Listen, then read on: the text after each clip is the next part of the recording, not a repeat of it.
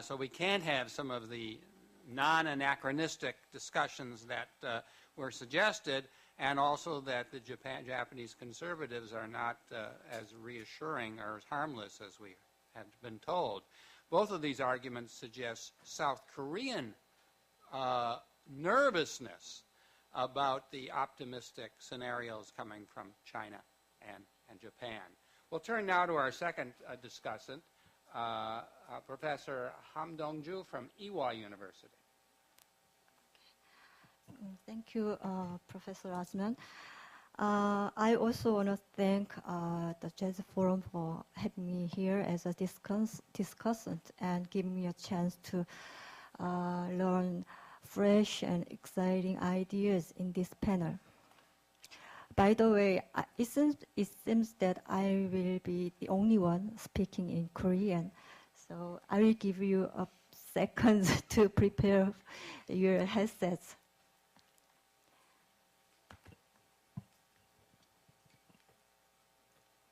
Sorry for your inconveniences. Okay. 감사합니다. 오늘 이 자리에서 이렇게 중요한 이슈에 대해서 토론할 수 있는 기회를 갖게 돼서 정말 영광으로 생각합니다. 오늘 공통 주제가 역사 기억이 동아시아 국제관계에서 어떤 역할을 하고 있는가, 그리고 얼만큼 중요한 그 영향을 미치고 있는가에 대한 그런 발표를 들었습니다. 역사학자로서 역사적 기억에 대해서 항상 중요한 의미를 부여해 왔는데 국제 정치적 관점에서도 다시 한번 그 의미가 재확인되는 것을 보고 여러 가지 생각을 하게 되었습니다. 흔히 역사적 기억이 실제 정치에 미치는 영향을 감성적이며 비이성적인 것으로 치부하는 그런 경향이 있는 것 같습니다. 그런데 오늘 논의를 통해서 단순히 그게 비이성적이고 감성적인 차원의 문제가 아니라 실제적인 변수가 되고 있다라는 점을 배우게 된 것 같습니다. 오늘 네 분 선생님께서 각자의 그 전공과 그 학문 영역에 따라서 이 문제를 논의를 하셨기 때문에 조금씩의 접근 방법과 해소 가능성에 대한 의견이 뉘앙스의 차이가 있었던 것 같습니다.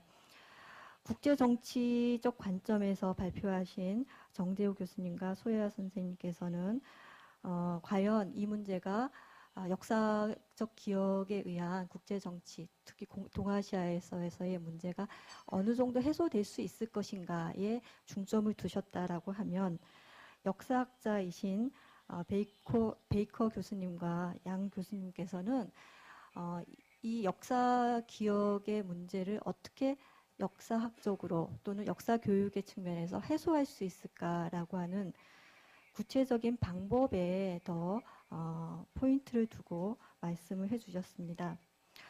저도 역사 공부를 하는 사람이기 때문에 국제정치적 관점보다는 역사학의 관점에서 생각을 좀 더 많이 하게 되었습니다.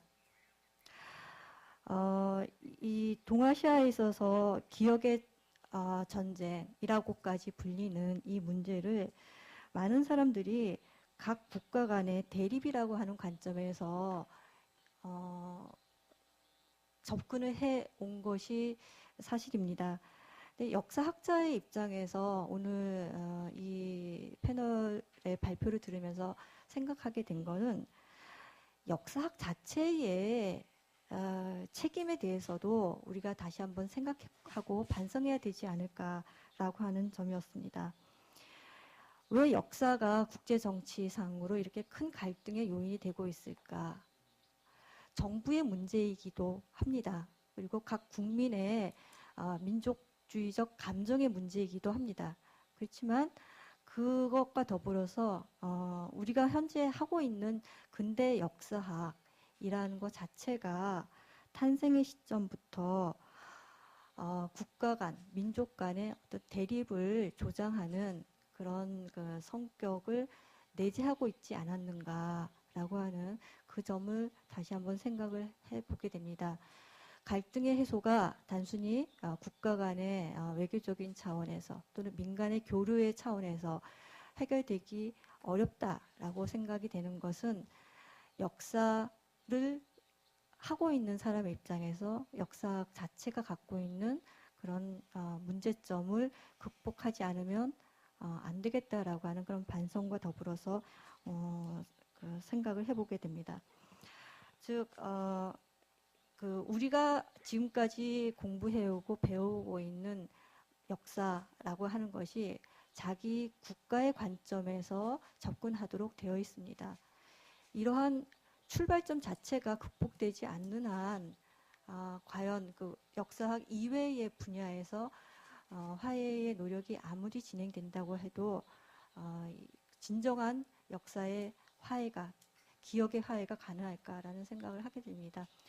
그래서 최근에 이제 그런 근대 역사학의 문제에 대한 반성에서 진정한 세계사 또는 글로벌 히스토리라고 해서 지구사라고 하는 즉 국가적 단위를 벗어난 그 새로운 형태의 역사학을 모색하고자 하는 노력들이 많이 진행이 되고 있습니다. 그래서 이러한 노력들이 같이 진행이 될 때 이 문제, 기억의 전쟁이라고 하는 문제에 진정한 돌파구가 가능하지 않을까라고 하는 그런 생각을 오늘 보태보고 싶었습니다. 그 발표하신 선생님들께 질문을 이제 해보고 싶은데요. 원래 준비는 네 분 선생님께 드릴 질문을 다 준비를 해왔는데 시간 관계상 역사학을 하신 베이커 교수님과 양 교수님께만 질문을 드리도록 하겠습니다. 베이커 교수님께서는 이 한중일 삼국 간의 역사적 대립을 역사 문제에 대한 대립을 해결하기 위해서는 어떤 새로운 해석의 길을 모색해야 되지 않을까라고 하는 의견을 제시하셨습니다. 고대사와 근현대사에 대한 어떤 새로운 접근법에 대한 나름대로의 견해를 제시를 하셨는데 그 한국에서 역사를 하는 사람의 입장에서 봤을 때 아무래도 이런 그 베이커 교수님께서 제시한 게 한중일 내부에서 받아들여지기가 쉽지 않다라는 생각이 들었습니다. 그래서 차라리 외부의 서구학계에서 연구를 하고 계신 그 베이커 교수님과 같이 제3 그러니까 동아시아 이외의 서구학계에서 이 문제에 대해서 좀 더 적극적인 역할을 할 부분이 있지 않을까라는 질문을 드리고 싶습니다. 양 교수님께서는 역사 교육의 중요성에 대해서 페이퍼에서 이제 말씀하셨는데 중국에서 이제 역사 교육과 민족주의 문제에 대해서 그 극복을 하기 위해서 구체적으로 어떤 논의가 진행이 되고 있는지에 대한 그 말씀을 듣고 싶습니다. 예, 시간이 모자란 것 같아서 이 정도로 줄이도록 하겠습니다. 감사합니다. Thank you, Professor Ham. We have some questions raised for our speakers, and they will have a chance to respond to them later. Above all, we were told we need to approach history from a regional or global perspective, and specifically questions asked whether in some countries that is not being allowed adequately, and including a focus on maybe what may be going on in Chinese education for a question here. Okay, we turn to our final discussion from Japan, Professor Kuroki Morifumi. Please, Professor Kuroki.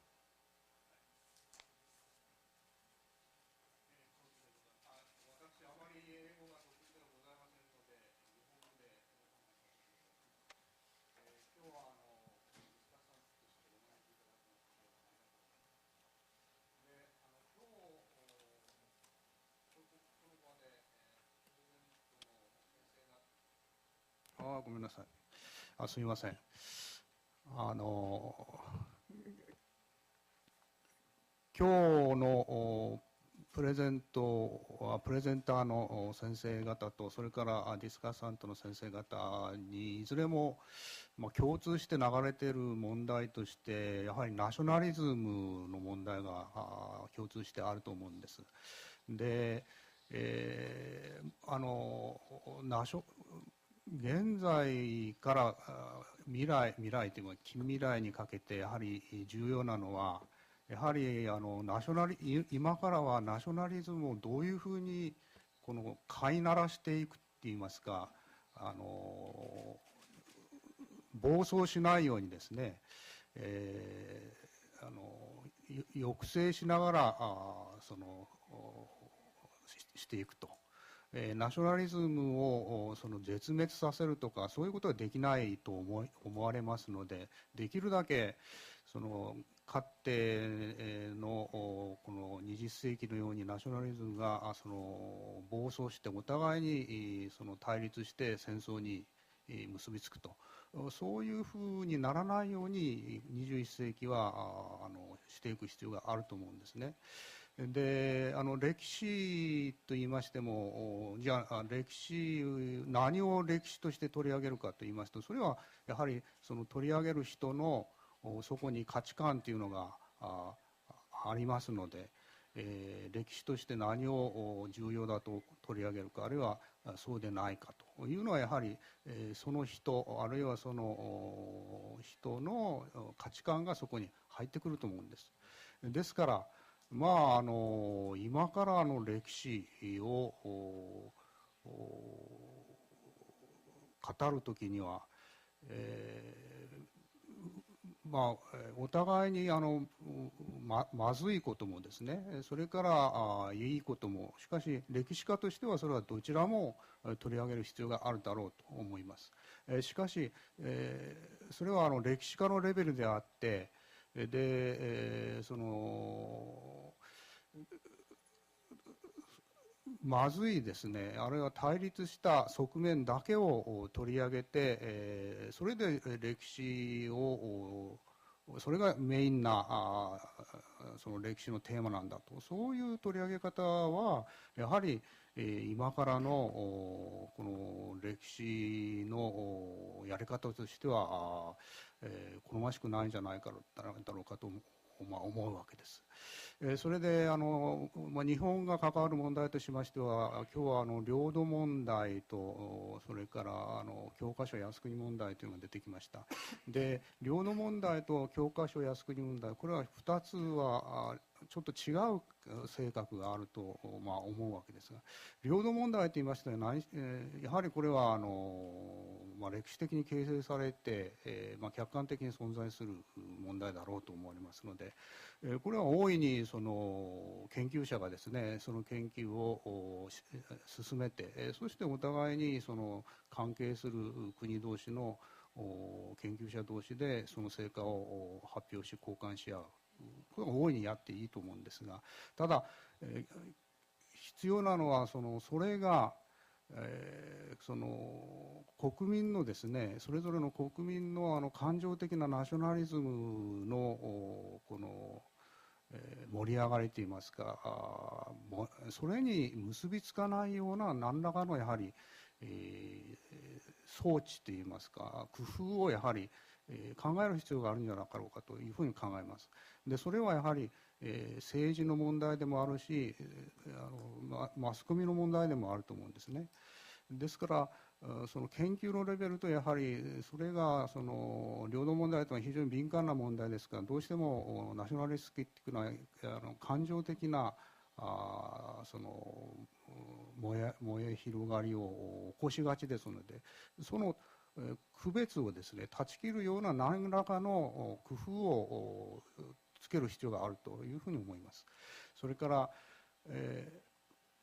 日本の靖国問題とそれから教科書問題ですが、これは私は先ほど言いましたようにその何を歴史の事実として取り上げるかということで、その靖国問題あるいは教科書問題はいずれもその主張する人たちがの意図がですね、はっきりしてるだろうと。それは何かと言いますと、その日本の国民にそのプラウドですね、誇りを持たせると。それが主に必要な目的のもとで、ああいう問題が出てきてます。それで、この問題は日本国内でですね、大きく分かれておりまして、で、歴史修正主義者といいますか、ネオナショナリスティックな考え方をする人たちがそういうその教科書を改定が必要だということを言ってるわけですが、しかし、これは日本の歴史学会でも大いに論争がありまして、で批判も出てきております。で現実にそういう改定されたその見直された歴史の教科書、これがどれだけじゃあ実際に教育の場で採用されているかといいますと、最初は非常に少なかったです。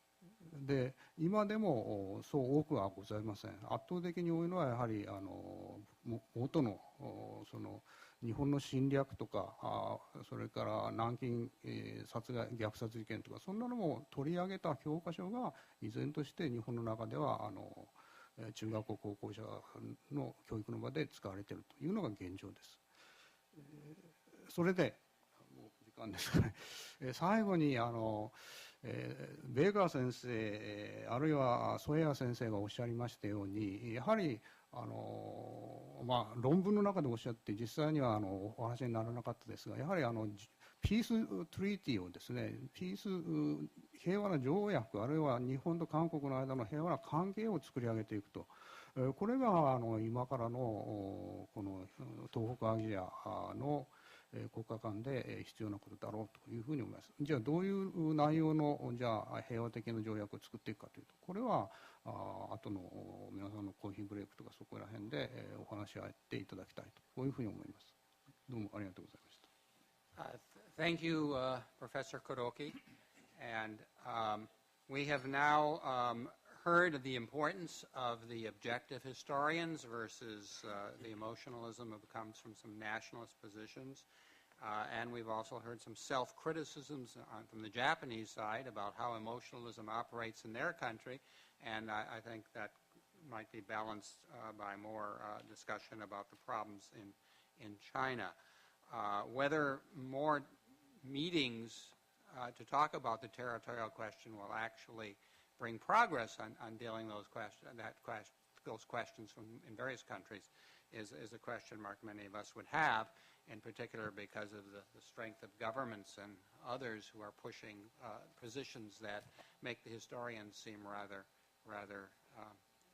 irrelevant.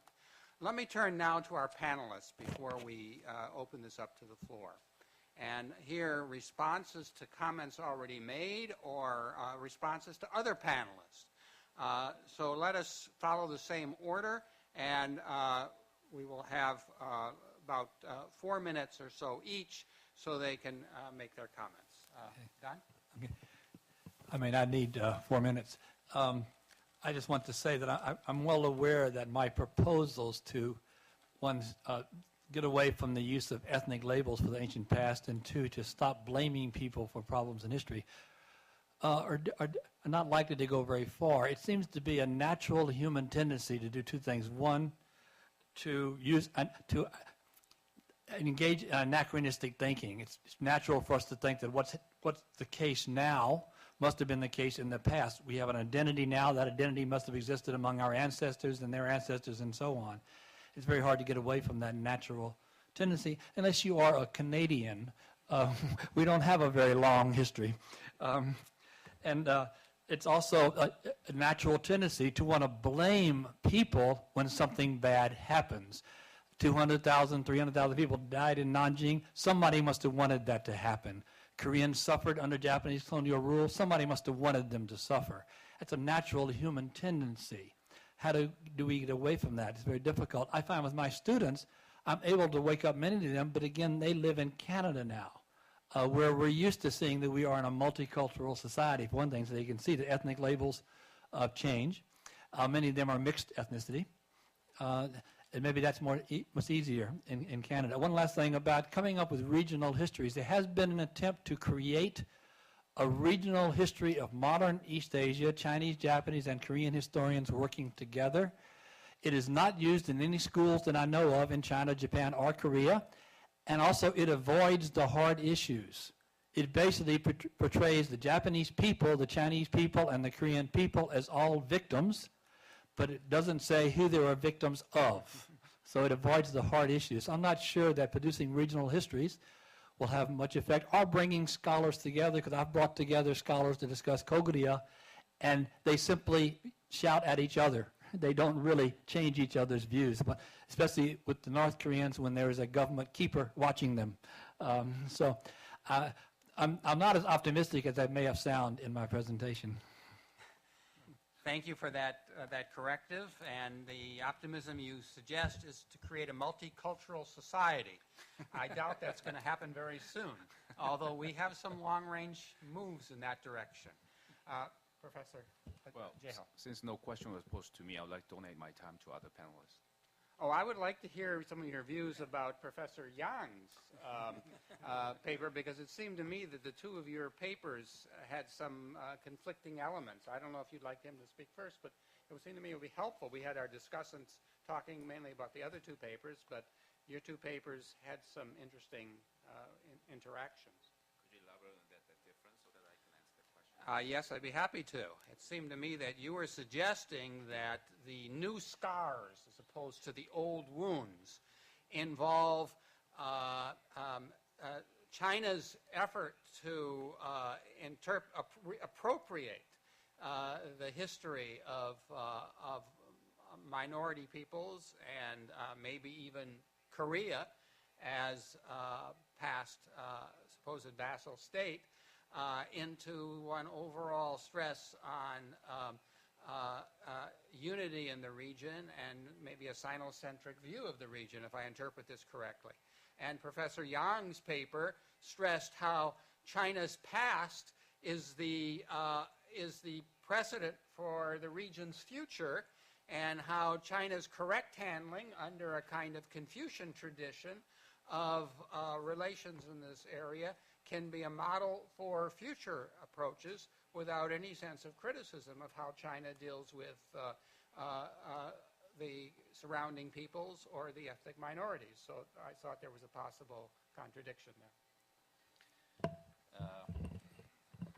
Okay, I don't really wish to turn this whole session into a sort of debate only on the Koguryo issue, but as I mentioned earlier, there is no one unified school in China regarding Koguryo issue. As I mentioned earlier, there are 3 schools, but the question is, many experts in China privately told me there is a sort of shift in the weight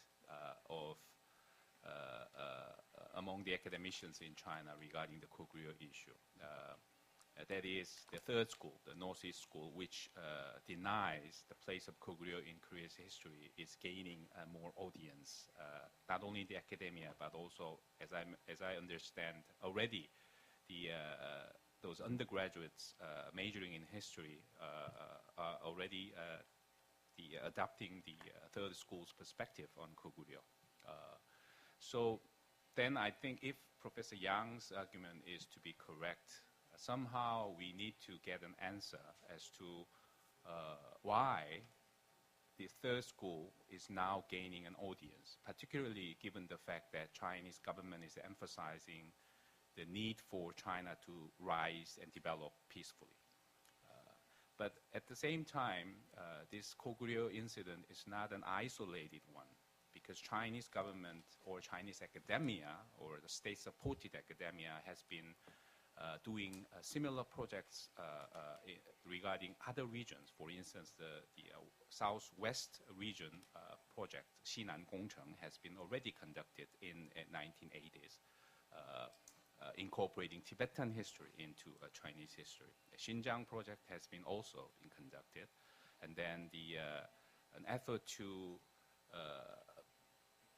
push Chinese history further back to the earlier periods by incorporating the Xia, Shang, Zhou dynasties into Chinese history, which is not anymore an imagined period of Chinese history. But also the Qing history project, Qing Shi Gongcheng, has been also. So why all these projects are taking place, particularly at this time when the Chinese government is emphasizing the peaceful rise? So somehow there has to be an answer why the Korea issue is emerging as an important one at this particular point in time. And if I can get that answer, then I'll be happy to push further on this issue. Thank you. Thanks so much for posing that problem very clearly. And now I would like to be out of order, if we can, turn to Professor Yang and see if he can provide some answer and also to clarify his views in response to what others have said. Thank you. Also, thanks for nice question. Yes, I did mention Chinese tradition, but I never proposed that we could create another new tradition with Chinese as center again. No. What I'm proposing is maybe we need a common understanding towards history for the future. And actually, not turn to the questions to Professor Han. Actually, the history education in China is improving. As a communist country, maybe it's supposed to have a unified history education, but actually it's not. The reformation in history education in China took place, I think, almost 20 years, and the history education system totally changed. Now, I don't think there's any unified textbook. For junior high school, now China has 5 kinds of history textbook. And the province or local government has right to choose. And for senior high school, I think has 4 sets, 4 kinds of textbook. And besides that, Shanghai has the independent one. The curriculum, national curriculum, is unified in Korea and Japan for history education, but not in China. China has 2 curriculums. One is national one. Another is Shanghai one. Shanghai is allowed to have its own one. And we make our own history textbook. And I think the newest one is totally changed the narrative style. It's not according to the chronological way, but according to the civilization pattern.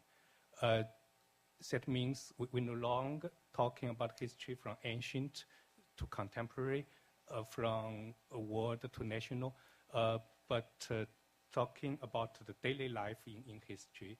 So in that textbook, heroes disappeared, revolutions disappeared. We were talking about history, usually have the mainstream from French Revolution, American Revolution, then Russian Revolution, and finally Chinese Revolution as the leading way. But now it's changed. It's changed. And so in that high school textbook, I think Bill Gates was mentioned, but Mao was just mentioned in a note. And the New York Times published a paper with a very provoking title called "Where is Mao?" And that, I should say, made Beijing quite alert. Now we are going to change. And next year, China will have new curriculum for history education. And also next year, I think Japan will have new curriculum for history education. And the good news is in 2012, as I know, Korea will have a new curriculum with a very special course for history education called East Asia History, for senior high school. That could be a very impressive step towards the future history education in East Asia, which should be a way for the history conflicts in the region. May I have 2 minutes more? Please. Yeah. And again, for Professor Zhong, talking about the Chinese rising, we are having peace forum. No, I think in East Asia, we experience a very different way with Western. As a historian, in my understanding, Western way towards history experience going to more tolerant way. In ancient time, the sentence I remember is, I see, I conquer, as Caesar said. In medieval time, it changed. It becomes to be or not to be. That's a question. Confused. And to the contemporary time, let it be. So just change to very tolerance. But in East Asia, it's another way. For example, in China, for ancient time, when I was in school, I was taught in ancient Chinese philosophy, softness means strongness. For example, you have teeth and a tongue, but when you grow old, your teeth disappeared, but your tongue still there. Why? Your teeth gone first because it's too strong, and your tongue still there just because it's softness. So softness could mean power. That's our philosophy. But to the modern time, it's changed. We are talking about blood for blood, teeth for teeth. That's because of maybe invention or foreign inventions. And now contemporary, we are talking about peaceful rising. But you can see the emphasize still the rise, not peacefully. So what we are talking should be how to change China from peaceful rising to rise for peace. Thank you. Soya-san. Well, Dr. Yan said China has changed from Shakespeare to the Beatles, and a great change. I think that's real. I mean, Chinese society is getting very pluralistic, and to the extent society is becoming disintegrated, I mean, to that extent, government feels some sense of crisis, understandably, under the communist system. And the same context exists in Japan, as I wanted to imply in my presentation. Japanese society is very pluralistic and very divided in terms of critical issues, including the history issue. And population is very much postmodern. And whenever I hear Japanese younger generations are becoming nationalistic, I don't know what you're talking about. It's completely the opposite in terms of their values and in terms of their orientations toward the world and so forth. So to that extent, our conservative people tend to become frustrated and feel a sense of crisis. So that's the dynamism, and very similar in Japan and China. And vicious cycle is being created between the top segments of frustrated people and the power holders. And the same, maybe to a lesser extent, might apply to Korea as far as Korean interpretations of Japanese affairs are concerned. And in response to Professor Che Undo's question, I think